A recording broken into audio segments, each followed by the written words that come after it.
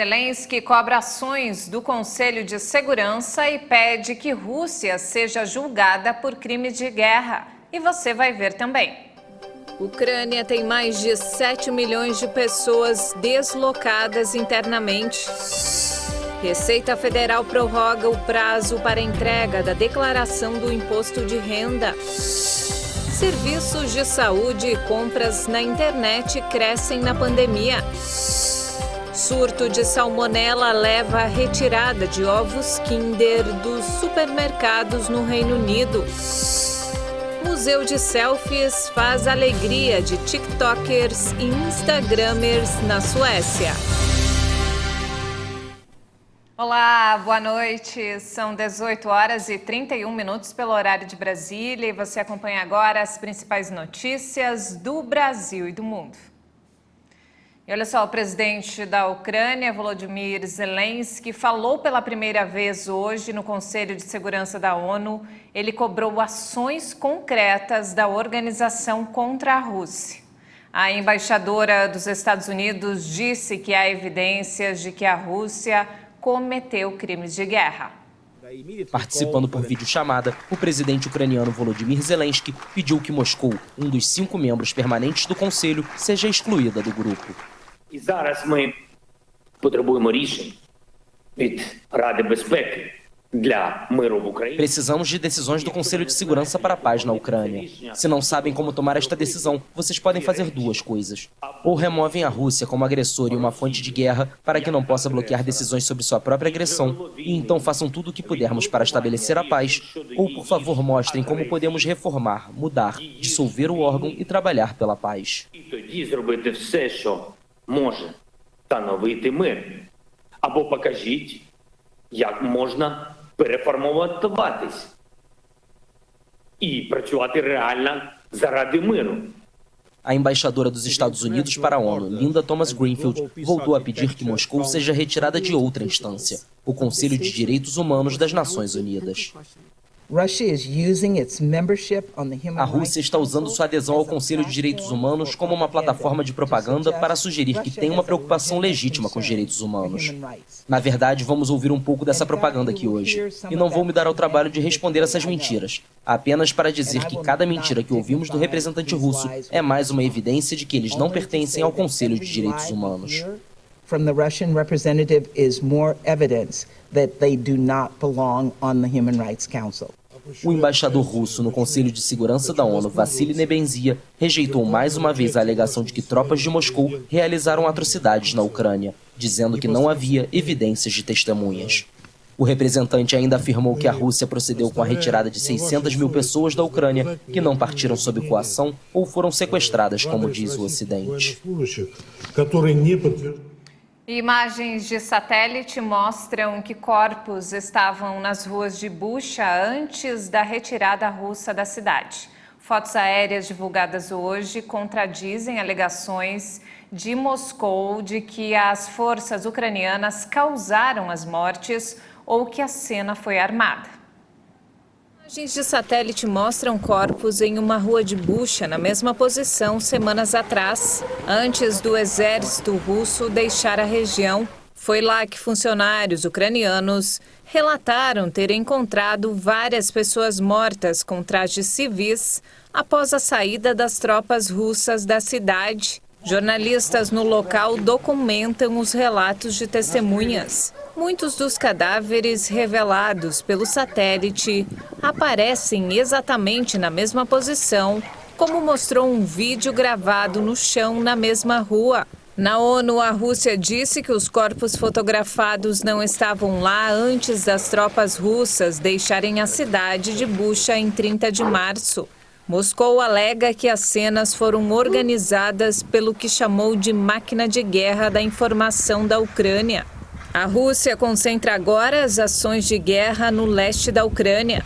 Com essa mudança de estratégia, o Ministério da Defesa britânico afirma que o exército da Ucrânia segue ganhando terreno no norte. Hoje, o presidente ucraniano disse que a única opção para pôr fim ao conflito é o diálogo. As negociações continuam por videoconferência, mas Zelensky admite que um encontro frente a frente com Putin pode não acontecer. Enquanto a paz não chega, a Cruz Vermelha tenta diminuir o sofrimento da população. Hoje foram abertos 7 corredores humanitários. Funcionários da organização tentam, desde quinta-feira, chegar a Mariupol. Ontem, uma equipe foi detida enquanto se encaminhava para a cidade e só foi libertada hoje. O prefeito de Mariupol alertou que a situação na cidade ucraniana vai além do desastre humanitário. E países europeus expulsaram cerca de 150 diplomatas russos em 48 horas. Os países ocidentais expressaram sua repulsa após a descoberta de dezenas de corpos de civis em Bucha. O anúncio da expulsão dos diplomatas russos deteriorou ainda mais as relações da Europa com Moscou. E a ONU atualizou hoje o número de pessoas deslocadas dentro da Ucrânia desde que essa guerra estourou há mais de um mês. São 7.100.000 ucranianos que tiveram que abandonar suas casas em busca de paz em locais menos bombardeados. E quem fica encontra destruição e corpos em cidades reconquistadas. Após a retirada das tropas russas na semana passada, Borodianka, cidade que fica a 50 quilômetros ao noroeste da capital ucraniana, Kiev, mostra diversos sinais da violência. Um corpo no chão coberto com um lençol e ruas bombardeadas são só alguns exemplos. Я навіть дивитись не можу. Я не можу дивитись на це, хочеться плакати, що ці будинки... Não consigo nem olhar para isso, me dá vontade de chorar. Estes prédios que foram construídos durante minha vida. Antes, Borodianka era uma pequena vila com casas particulares. Eu vi sendo construídas. E agora as pessoas estão desocupadas de suas casas. Isso me dá vontade de chorar. Nada na cidade está como era antes e algumas casas viraram uma pilha de escombros. A retirada dos soldados russos na semana passada deixou as marcas da batalha pelo controle de Borodianka. Eu falei para eles que aqui só tem pessoas idosas e simples. Os chechenos vieram, eles foram mais educados, se é que se pode dizer. Eles não tocaram nas pessoas mais velhas, enquanto os russos cometeram atrocidades, muitas atrocidades. Com um passeio na cidade, é possível ver a maioria das janelas de uma casa quebradas e tanques de guerra destruídos. Em um prédio de apartamentos de 9 andares, algumas unidades foram completamente destruídas. Um buraco no edifício permite observar o céu.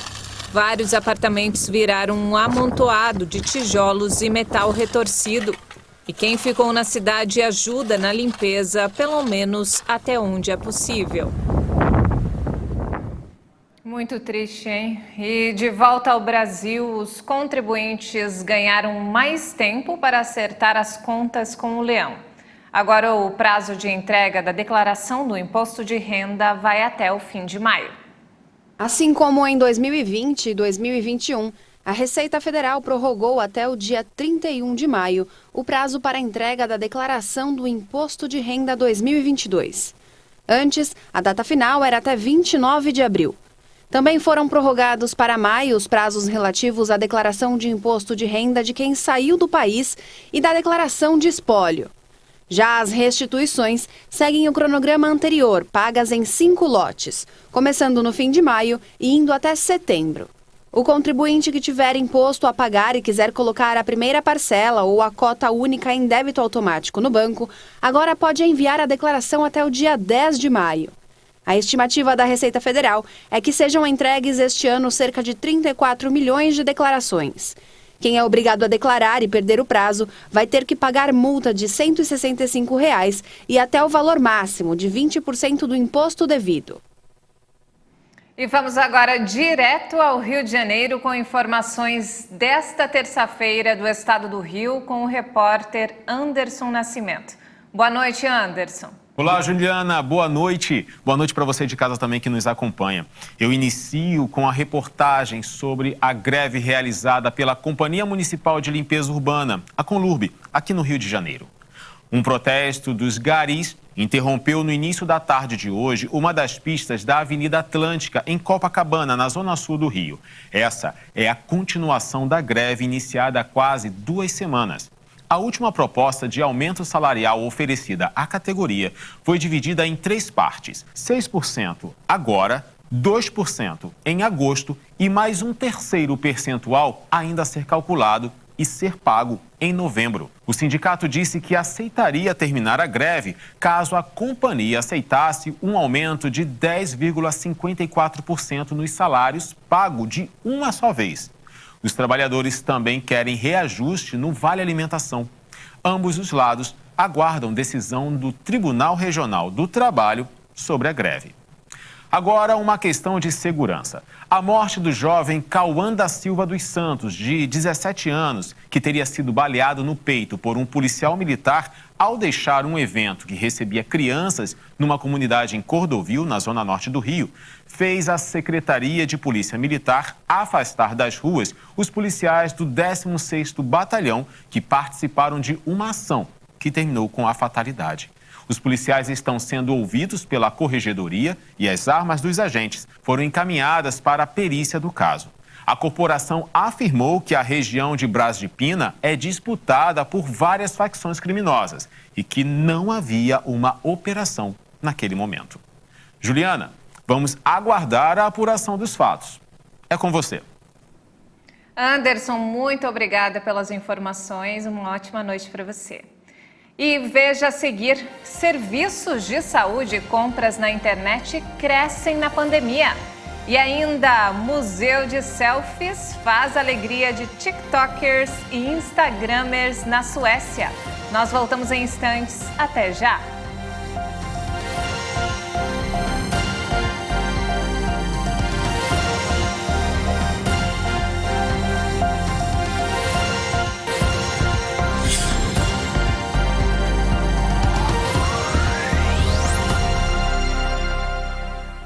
E nós estamos de volta, 18 horas e 45 minutos. E olha só, uma parcela dos usuários de carros de aplicativos passou a optar por táxis.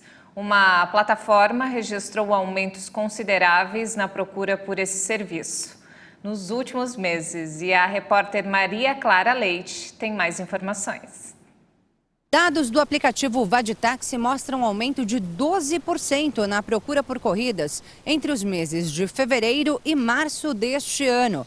Só que entre janeiro e fevereiro, a alta foi ainda maior, de 15%. Mais cedo eu conversei com uma porta-voz da plataforma que atribuiu esse crescimento à retomada das atividades presenciais cada vez maior do final do ano passado para cá e também a qualidade dos serviços prestados pela concorrência. Primeiro ponto, alta no cancelamento nos apps vizinhos. Então, esses usuários descontentes vieram ser clientes da Vaditaxi. Segundo, segurança. O táxi é uma opção mais segura, com profissionais e taxistas cadastrados que oferecem maior segurança para os usuários. E terceiro, o preço. O preço que antes era acima do mercado ficou mais competitivo. Isso por conta da tarifa dinâmica dos aplicativos, que quando tem chuva e trânsito, acabam encarecendo a corrida nesses aplicativos vizinhos. Então, o táxi ressurge como uma alternativa rápida, segura e barata. Mesmo com o reajuste sofrido nesse último fim de semana aqui em São Paulo? Mesmo com reajuste, porque a tarifa dinâmica e as tarifas dos aplicativos vizinhos já foram reajustadas anualmente, enquanto a dos táxis ficou sem reajustes pelos últimos 7 anos. Então, o táxi continua competitivo também em relação a valores. Então, quer dizer, a expectativa é de crescimento aí nos próximos meses da busca por táxis. Com certeza, até por conta do trânsito, que ficou ainda pior, os corredores e a facilidade de poder andar de táxi pelo corredor com maior rapidez e pagando um valor competitivo em relação aos demais players do mercado, isso faz com que a gente consiga continuar crescendo nos próximos meses. A gente estima um crescimento de 10%. Uma pesquisa do Comitê Gestor da Internet confirmou o aumento do uso da rede para atividades diversas durante a pandemia de Covid. A busca por serviços de saúde e as transações financeiras foram as duas práticas mais populares entre os internautas no Brasil. O estudo do CGI-BR mostrou que 77% dos entrevistados relataram ter buscado informações sobre consultas, procedimentos e outros serviços de saúde. Em pesquisa semelhante realizada em 2019, o índice foi de 51%. As medidas de restrição e distanciamento social e a preocupação com a prevenção e o combate à pandemia contribuíram para o cenário. 53% dos consultados afirmaram ter feito algum tipo de procedimento pela internet em serviços de saúde pública, como a marcação de consultas e outros serviços do SUS. A telemedicina cresceu e as práticas mais comuns foram acesso a resultados de exames, agendamento de consultas médicas e de exames. O levantamento mostrou que o uso da internet é diferente entre pessoas de maior e menor poder aquisitivo. Já nas classes D e E, o índice cai para quase um terço, com 21%. Seguindo a mesma tendência, o agendamento de consultas foi relatado por 51% das pessoas das classes A e B, mas somente por 19% das classes D e E. Entre os entrevistados, 26% relataram ter feito consultas online. Nesse caso, também há desigualdades, ocorrendo em 40% das classes A e B e em 20% das classes D e E. Os aplicativos de mensagens foram o principal canal das teleconsultas, utilizados por 59% dos entrevistados. As transações financeiras também tiveram destaque. Entre as pessoas ouvidas, 71% disseram ter feito consultas, pagamentos e outras operações. Na pesquisa realizada antes da pandemia, a taxa foi de apenas 37%. Já em relação ao comércio eletrônico, 51% dos entrevistados disseram ter feito compras pela internet. Nesta terça-feira, o clima externo agitado, ditado por temores de enxugamento de liquidez mais acelerado nos Estados Unidos e por uma atmosfera de guerra entre Rússia, Ucrânia e Ocidente, serviu de argumento para compras de dólares, que deixaram o real entre as moedas de pior desempenho no dia. A moeda norte-americana fechou em alta de 1,13%, cotada a R$ 4,65 na venda. Foi a maior valorização do dólar em 3 semanas. E mudando de assunto, dezenas de casos de infecção por salmonela foram registrados na Europa. As suspeitas são de que o foco de contaminação pode ser a fábrica de chocolates Kinder na Bélgica. A fabricante Ferrero decidiu retirar unidades das prateleiras dos mercados. Foi solicitada a devolução dos produtos Kinder produzidos nas fábricas de Arlon, na Bélgica, que eram comercializados na França, Bélgica, Reino Unido, Irlanda do Norte, Alemanha e Suécia. Um porta-voz das autoridades sanitárias britânicas afirmou à AFP que foram registrados 63 casos de contaminação por salmonela. Na França, 21 pacientes foram informados por autoridades e 15 relatam ter consumido os produtos Kinder. A idade média dos casos é de 4 anos. As intoxicações alimentares causadas por salmonela causam transtornos gastrointestinais, com frequência acompanhados de febre nas 48 horas seguintes ao consumo. Museu de Selfies faz alegria de TikTokers e Instagramers na Suécia. Na periferia da capital sueca, o evento não expõe obras de arte emolduradas em paredes brancas. Acompanhe.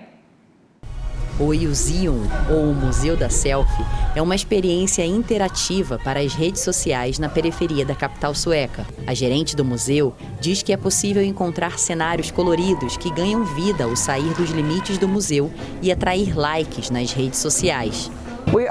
Somos uma experiência interativa de mídia social, então estamos em nossa primeira sala, a sala de emojis. E aqui você pode tirar fotos legais e criar conteúdo legal para seu Instagram ou Facebook. Se você faz TikTok, este é o lugar perfeito para fazer vídeos. O preço da entrada, de mais de $30, é equivalente a de um ingresso de um parque de diversões do que de um museu convencional. Mas os visitantes parecem aprovar a iniciativa e aproveitam cada experiência oferecida no local.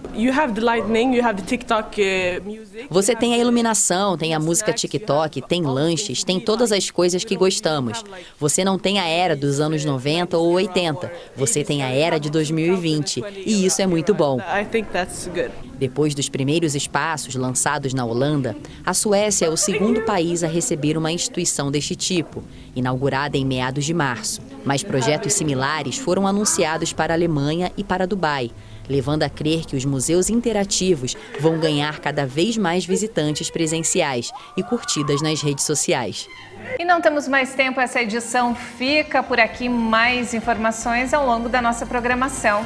E se quiser rever as nossas reportagens, acesse o canal Hit Notícias no YouTube. Obrigada pela companhia e uma ótima noite para você.